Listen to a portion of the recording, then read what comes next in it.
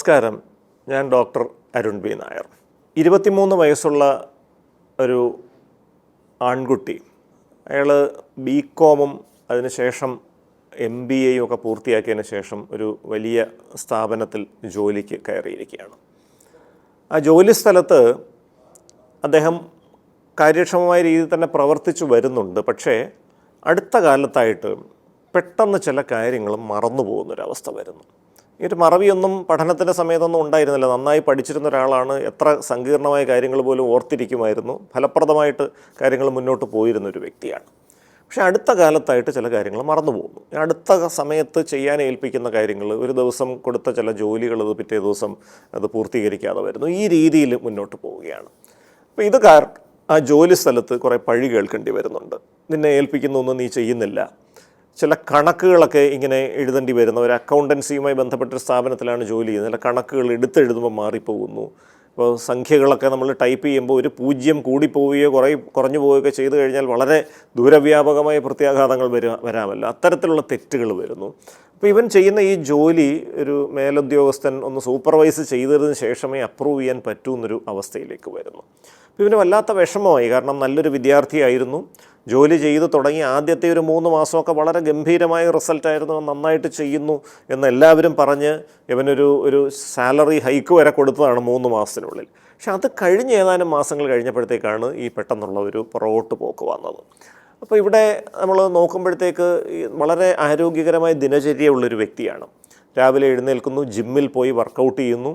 അതിനുശേഷം 9 മണിക്ക് ഓഫീസിലേക്ക് പോകുന്നു. വൈകിട്ട് 6 മണി വരെ, 6 മണിക്ക് ശേഷം നടന്നാണ് വീട്ടിലേക്ക് പോകുന്നത്. എല്ലാ രീതിയിലും എക്സർസൈസും കാര്യങ്ങളൊക്കെ കറക്റ്റാണ്.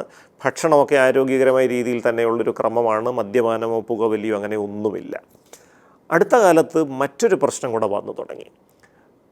അദ്ദേഹത്തിന് ലൈംഗിക ഉദ്ധാരണശേഷി കുറവും കൂടി ഇതിനോട് ഒപ്പം അനുഭവപ്പെട്ടു തുടങ്ങി. അതോടെയാണ് ഇദ്ദേഹം വല്ലാതെ ഭയപ്പെട്ടു പോയത്.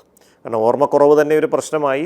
അതിൻ്റെ കൂടെ ഈ ഉദ്ധാരണശേഷി കുറവും കൂടെ വന്നതോടുകൂടി വല്ലാതെ അവൻ പരിഭ്രാന്തനായി. അങ്ങനെയാണ് ഡോക്ടറിനെ കാണാനായിട്ട് എത്തിച്ചേരുന്നത്. അപ്പോൾ എപ്പോഴും നമ്മൾ നോക്കേണ്ടത് ഈ ഓർമ്മക്കുറവ് എന്ന് പറയുമ്പോൾ തലച്ചോറിലേക്കുള്ള രക്തഓട്ടം കുറയുന്നത് മൂലം വരാം. ലൈംഗിക ശേഷി കുറവെന്ന് പറയുന്നത് ലൈംഗിക അവയവത്തിലേക്കുള്ള രക്തക്കുഴലുകൾ അടയുന്ന മൂലം വരാം. സാധാരണ ഇതൊക്കെ സംഭവിക്കുന്നത് പ്രമേഹ രോഗം, പുകവലി ഇങ്ങനെയൊക്കെയുള്ള ആളുകളിലാണ്, അല്ലെങ്കിൽ അമിതമായിട്ടുള്ള കൊളസ്ട്രോൾ ഇങ്ങനെയൊക്കെയുള്ള ആളുകളിലാണ് ഇത് സാധാരണ വരുന്നത്. പക്ഷേ അങ്ങനത്തെ പ്രശ്നങ്ങളൊന്നുമില്ലാത്ത ഒരു ചെറുപ്പക്കാരനാണ് ഇദ്ദേഹം. അദ്ദേഹം രക്തപരിശോധനകളൊക്കെ ചെയ്തിട്ടുണ്ട്. ഷുഗർ നോർമലാണ്, കൊളസ്ട്രോൾ നോർമലാണ്, തൈറോയിഡിൻ്റെ പ്രവർത്തനങ്ങളൊക്കെ നോർമലാണ്. ആ കാര്യങ്ങളെല്ലാം ശരിയാണ്. പക്ഷേ എന്നിട്ടും ഈ പ്രശ്നം ബാക്കി നിൽക്കുന്നു. ഇത്തരം സന്ദർഭങ്ങളിലാണ് നമ്മൾ ഹോമോസിസ്റ്റിൻ എന്ന് പറയുന്ന ഒരു സംഗതിയുടെ അളവ് പരിശോധിക്കേണ്ടത്. ഈ ഹോമോസിസ്റ്റിൻ എന്ന് പറയുന്നത് രക്തക്കുഴലുകളിൽ അടവ് ഉണ്ടാക്കുന്ന ഒരു പദാർത്ഥമാണ്. അത് വൈറ്റമിനുകളുമായി, ജീവകങ്ങളുമായി ബന്ധപ്പെട്ടിട്ട് ഉള്ള ഒരു പദാർത്ഥമാണ്. നമ്മുടെ ശരീരത്തിൽ നടക്കുന്ന ചില പ്രക്രിയകളുടെ ഫലമായി തന്നെ ഉൽപ്പാദിപ്പിക്കപ്പെടുന്ന ഒരു സംഗതിയാണ്. ആ ഹോമോസിസ്റ്റിൻ്റെ അളവ് ഒരു നിശ്ചിത ലെവലിനകത്ത് രക്തത്തിൽ നിന്നാൽ അത് കുഴപ്പമില്ലാതെ പോകും. പക്ഷേ അത് ഒരു പർട്ടിക്കുലർ ലെവലിന് മുകളിലേക്ക് ഈ ഹോമോസിസ്റ്റിൻ കൂടിക്കഴിഞ്ഞാൽ അത് രക്തക്കുഴലുകൾ അടയുന്ന ഒരു അവസ്ഥ സൃഷ്ടിക്കും. അത് പലപ്പോഴും ലൈംഗിക അവയവത്തിലേക്കുള്ള രക്തഓട്ടത്തിനെയും തലച്ചോറിലേക്കുള്ള രക്തഓട്ടത്തിനെയും ഒക്കെ ബാധിക്കും. നമ്മൾ രക്തം പരിശോധിച്ചു നോക്കിയപ്പോൾ ഹോമോസിസ്റ്റിൻ അളവിൽ കൂടുതലാണ്. അപ്പോൾ ഹോമോസിസ്റ്റിൻ കുറയ്ക്കാനായിട്ട് ഫോളിക് ആസിഡ് എന്ന് പറയുന്ന ഒരു വൈറ്റമിൻ തന്നെയാണ് അതിൻ്റെ ഒരു ചികിത്സ. അപ്പോൾ ഫോളിക് ആസിഡിൻ്റെ പദാർത്ഥങ്ങൾ നമ്മൾ കൊടുത്തു.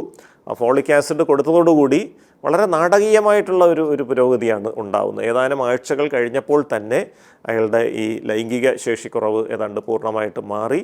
ഏതാനും മാസങ്ങൾ കഴിഞ്ഞതോടെ നേരത്തെ ഉണ്ടായിരുന്ന ഓർമ്മക്കുറവും പൂർണ്ണമായിട്ട് മാറി. അപ്പോൾ ഹോമോസിസ്റ്റിനീമിയ എന്ന് പറയുന്ന രക്തത്തിൽ ഹോമോസിസ്റ്റിൻ്റെ അളവ് കൂടുന്ന ആ ഒരു അവസ്ഥയായിരുന്നു ഇവിടെ ഉണ്ടായിരുന്നത്. അത് കൃത്യമായിട്ടുള്ളൊരു ചികിത്സ ചെയ്തതോടുകൂടി പൂർണ്ണമായിട്ട് മാറുകയും ചെയ്തു. നന്ദി, നമസ്കാരം.